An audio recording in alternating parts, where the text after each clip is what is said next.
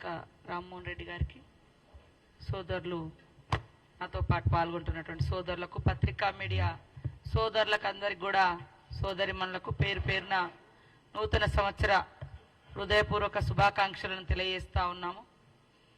అధికారం పోయిందనేటువంటి అక్కస్తోటి అసహనంతో కూడినటువంటి దుష్ప్రచారానికి ఈ బీఆర్ఎస్ పార్టీ ఒడిగట్టిందని చెప్పడానికి మాకు ఎలాంటి సందేహం లేదు. ఎందుకంటే ఇందాక మా పెద్దలు శ్రీధర్ బాబు గారు చెప్పినట్టుగా వారు అసెంబ్లీ సమావేశాన్ని ఏర్పాటు చేయడానికే 36 రోజులు టైం తీసుకున్నటువంటి గనులు వాళ్ళు. కానీ గడీల పాలన కాదు, గల్లీ బిడ్డల పాలన కావాలని, గల్లీ బిడ్డలకు అందుబాటులో ఉండే పాలన కావాలని కాంగ్రెస్ పార్టీ ప్రజాపాలన ఏర్పాటు చేస్తే తట్టుకోలేక, ప్రజల నుంచి వచ్చేటువంటి స్పందన చూసి ఓర్వలేక ఇలాంటి దుష్ప్రచారాలకు ఒడిగట్టడం కరెక్ట్ కాదు. ఒకసారి ఆత్మ విమర్శ చేసుకోండి, ఆత్మ పరిశీలన చేసుకోండి అని ఈ సందర్భంగా ఈ బీఆర్ఎస్ కుటుంబ పాలన పార్టీకి తెలియజేస్తా ఉన్నాం. ఈరోజు అధికారంలోకి వచ్చిన వెనువెంటనే ఇచ్చినటువంటి హామీలలో మీరు కేవలం అసెంబ్లీ సమావేశము, ఎమ్మెల్యేల ప్రమాణ స్వీకారాలకే నెలలు టైం తీసుకున్నారు. మీ ఇష్టం అనుకున్నారు. ఈ రాజ్యం ఒక ప్రజాస్వామ్యం లేదు, ఒక రాజ్యాంగం లేదు, ఏది లేదు. ఈ రాష్ట్రం మా ఎస్టేటు, మేముండే ఇల్లు మా గడీలు, మేము చెప్పినట్టుగా మీరు వినాలి అనేటువంటి దబాయింపు పాలన నుంచి ప్రజల దగ్గరికి పాలన పోయిన తర్వాత ప్రజలందరూ సంతోషంగా ఉన్నారు, కాంగ్రెస్ పార్టీ మీద విశ్వాసంతో ఉన్నారు, నమ్మకంతో ఉన్నారు. ఇచ్చిన ప్రతి హామీ అమలు చేస్తున్నటువంటి విశ్వాసము, ఆ యొక్క ధైర్యము ప్రజలలో ఉంది. కానీ ధైర్యం కోల్పోయింది ఎవరు అంటే ఈ బీఆర్ఎస్ పార్టీ వాళ్ళు. అధికారం లేకుండా బతకలేనటువంటి పరిస్థితి ఉంది. అహంకారము, అధికారము, పెత్తనము ఇవన్నీ కలగలిసినటువంటి నాయకత్వం, ఫ్యూడల్ నాయకత్వం వాళ్ళ యొక్క టీఆర్ఎస్ పార్టీ నాయకత్వం. ప్రజల నుంచి వచ్చేటువంటి స్పందన చూస్తే తట్టుకోలేకనే ఈరోజు దుష్ప్రచారం అనేటువంటి ఒక దారిని ఎంచుకొని మేము మంత్రులుగా ప్రమాణ స్వీకారం చేసింది 2వ తారీఖు నాడు, 9వ తారీఖు నాడు ప్రమాణ స్వీకారం చేసింది 7వ తారీఖు నాడు. 9వ తారీఖు నుంచి మేము ఇచ్చిన ఒక్కొక్క హామీని అమలు చేస్తూ మిగతా హామీల కోసం దరఖాస్తులు తీసుకోవడం కోసం ప్రజాపాలన పెట్టడం జరిగింది. అంటే మేము 7వ తారీఖు నాడు ప్రమాణ స్వీకారం చేస్తే 9వ తారీఖు నాడే ఇంకెప్పుడు అమలు చేస్తారు అని మాట్లాడారు.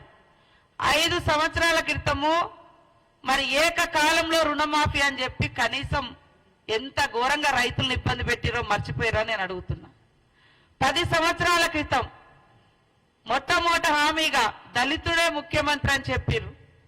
10 ఏళ్ళైనా కూడా మరి మీరు దానికి పూనుకోకుండా 3వసారి కూడా మీరే ముఖ్యమంత్రి కావాలని చేసినటువంటి ఈ మోసం ప్రజలు మర్చిపోలేకనే అన్ని వర్గాల పార్టీ కాంగ్రెస్ పార్టీ అని కాంగ్రెస్ పార్టీకి అవకాశం ఇచ్చారు. 10 ఏళ్ళు దోచుకున్న దోపిడీ దొంగలు మీరు అని ప్రజలు గ్రహించే, మీరు 420 అని ప్రజలకు తెలుసు కాబట్టే 2004 నుంచి 14 వరకు ప్రజా సంక్షేమాన్ని గుర్తుపెట్టుకున్న ప్రజలు తెలంగాణ ఇచ్చినటువంటి కాంగ్రెస్ పార్టీకి అవకాశం ఇచ్చారు. ఎందుకు తట్టుకోలేకపోతున్నారని మేము అడుగుతున్నాం. ఇవాళ ఒక ప్రజాస్వామ్యబద్ధంగా జరిగినటువంటి ఎన్నికలలో మెజార్టీ మాకొస్తే తెల్లారి నుంచే కూలుస్తాం, పేలుస్తాం ఇని చెప్పేటువంటి మాటలు ఎందుకు ఇంత దురహంకారం మాటలు, ఇట్లాంటి దుర్బుద్ధి అని మేము అడుగుతా ఉన్నాం. కాబట్టి 420 మీరు ఇచ్చినటువంటి హామీలు అమలు చేయకుండా 10 సంవత్సరాలు ఇష్టానుసారంగా గడీల పాలనను గల్లీ బిడ్డల మీద రుద్ది ఎంజాయ్ చేసింది మీరు. మేము అధికారానికి వచ్చిన మరుక్షణం నుంచే ప్రజల కోసం ఎలాంటి అభివృద్ధి కార్యక్రమాలతో పాటు ఇచ్చిన ప్రతి హామీని అమలు చేయాలని ఆలోచిస్తున్నది మా కాంగ్రెస్ ప్రభుత్వం. అదే కాకుండా ఆటోల విషయంలో ఇవాళ మహిళలకు ఒక ఆర్థిక స్వేచ్ఛను, ఆర్థిక స్వతంత్రతను, ఆర్థిక స్వావలంబనను కలిగించాలి.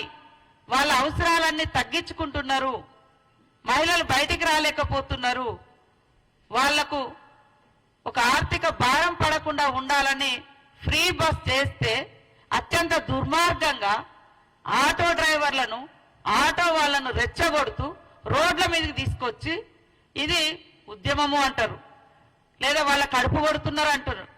మా మేనిఫెస్టో చైర్మన్ శ్రీధర్ బాబు గారు ఆటో బస్సుల యొక్క ఫ్రీ బస్ పెట్టేటప్పుడు కూడా కొంతమంది ఆటో యూనియన్లతో డిస్కస్ చేసి వాళ్ళకి ఎలాంటి రాయితీలు కావాలో కూడా మాట్లాడడం జరిగింది.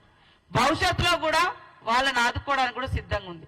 కానీ ఇంకా ఎలాంటి సమస్య లేనట్టుగా ఒక ఆడకూతులు వచ్చి స్వేచ్ఛగా బస్సులలోకి వస్తే ఈ ఫ్యూడల్ భావజాలం కలిగినటువంటి మహిళలంటే చిన్న చూపు చూసేటువంటి ఈ టిఆర్ఎస్ పార్టీ, మహిళలంటే తీవ్రమైనటువంటి వివక్షతకు గురి చేసేటువంటి ఈ టిఆర్ఎస్ పార్టీ మహిళలు బయటకు వస్తే తట్టుకోలేక ఉచిత బస్సు ప్రయాణం మీద అక్కసు వెళ్ళగక్కుతున్నారు.